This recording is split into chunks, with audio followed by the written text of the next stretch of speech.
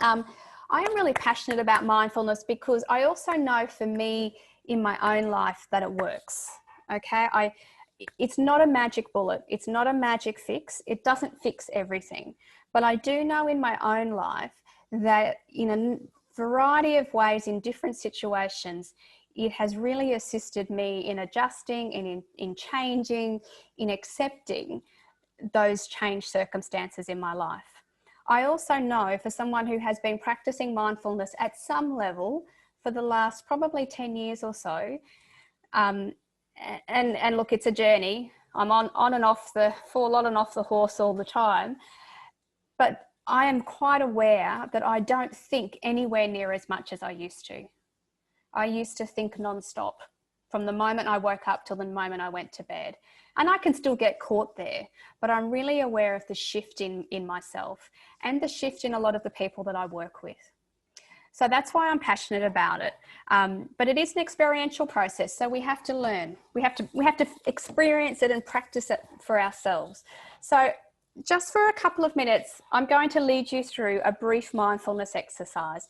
Now, I acknowledge this is a little bit different to us all being in a room together or sharing a space, okay? But if maybe we can just all imagine ourselves at the moment in some way being connected by more than just the internet, but being a little bit in a shared space together, okay? Now I'm going to ask you just a couple of simple things. You can be sitting down or lying. If you're lying down, that's fine. If you're sitting, can you please just put your feet fairly flat on the floor? Sort of just so that you're grounded and you know where you're sitting in a chair, because I'm going to ask you to close your eyes, and I don't like anyone falling off their chair. That's not allowed. Okay, so feet flat on the floor. And in a moment, I'm just going to ask you if you're comfortable just to close your eyes, and I'm just going to talk you through just about 3 minutes of a gentle exercise. I'd encourage you just to have a go at this to whatever degree it works. And if you just want to listen, you can just listen. That's really what mindfulness is.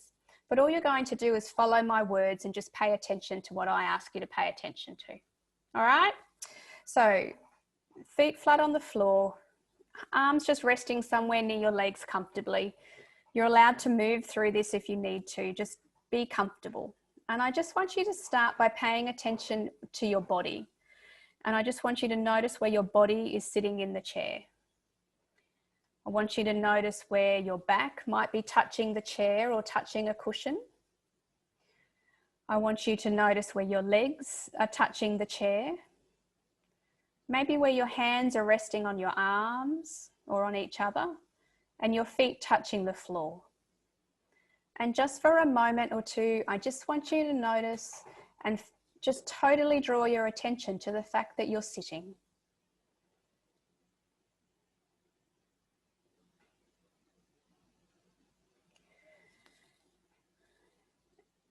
And then I'd like you to bring your attention away from your body, and I'd like you to bring your attention to your hearing. And I'd just like you to focus all of your attention to that one sense, to your sense of hearing. And I'd just like you to notice what you can hear that might be close to you, what noises are in the same room. If there's any noises that are coming from further away, maybe outside, or to any spaces of silence or background noise in between. And just keep your attention just on your hearing.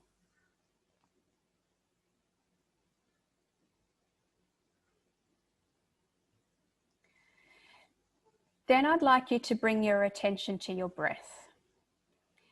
And I don't want you to try and change your breath. I just want you, again, for a few minutes, we're just going to pay attention to our breath as we breathe in, and our attention on our breath as we breathe out. So it might, in your head, it might sound like I'm breathing in, I'm breathing out, in and out. And while you're doing this, it's very common to be distracted, for a thought to jump into your head or a feeling in your body or a sound from outside. That's really normal. Just when that happens, just bring your attention back to the breath. Breathing in and breathing out. That's mindfulness.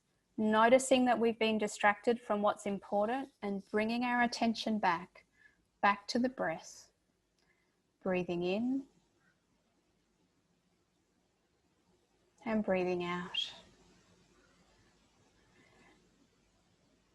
Then I'd like you to just again bring your attention back to your hearing again. And just for a moment or two again, just notice what you can hear.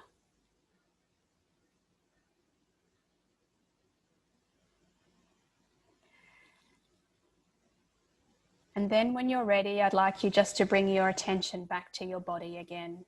Just again, notice where your body's sitting in the chair. Notice your back resting on the chair, your legs resting on the chair, your arms resting on your legs, your feet resting on the floor. And then in a moment when you're ready, just gently move your arms or your legs or your feet. And just gently, when you're ready, open your eyes to finish the exercise. So the question I normally ask people, and I'll just ask it to you as a group, just for you to ponder yourself, was, how was that? What happened? Because for all of us, our experience is different. Some people will have found it quite easy. Some people will have found it quite hard. Some people will have found it quite relaxing quite quickly. Other people will have found some tension in their body and found they got quite restless. When we learn mindfulness, it's very much an ongoing process. It's not magic. It doesn't just switch on and switch off. And it is about getting distracted and bringing ourselves back. We used to do that at yoga. Yes, it's very helpful, isn't it, Pam? Thank you. Yes, so yoga is a form of mindfulness. Is a form of mindfulness of movement and breath at the same time, different components of it. So I've listed a few ways, which in that one exercise, we did a little example of mindfulness of the breath, mindfulness of sounds, mindfulness of body awareness, and then there's also mindfulness of movement. So yoga is one of them, but there's other very more simple ways to be mindful of our movement, and also mindfulness of daily tasks, which we might finish right at the end with. So here we go. Where am I up to? All right. So this is a quote that I fell across quite recently, and I really do like it. Do not try and save the world or do anything grandiose. Instead, create a clearing in the dense forest of your life. So I just see that mindfulness, particularly in the context of, say, living with chronic illness or living in a carer role, we can keep looking for the magic answer and the magic bullet, but we're likely not to find it. But instead, if we can just create a little bit of space in our life, in our day, in the dense forest of our life, sometimes that's enough. Just finding that little bit of space. So that's also what mindfulness does, is it sometimes makes things that feel very closed in just a little bit bigger, a little bit more spacious, a little bit more room for us. And then this quote, one of my favorites. So why practice? Why do mindfulness, or why do meditation? And this question is in a lot of meditation literature, and it's from over in a country in Asia, which I can't recall which one, where someone asked one of the, the masters, or Zen masters or something, why does he practice meditation? And his answer is so that I will see the small purple flowers as I walk to the village. So we practice mindfulness so we not only so we can pay attention to what's important, but also pay attention to the little beautiful, nice things in our life.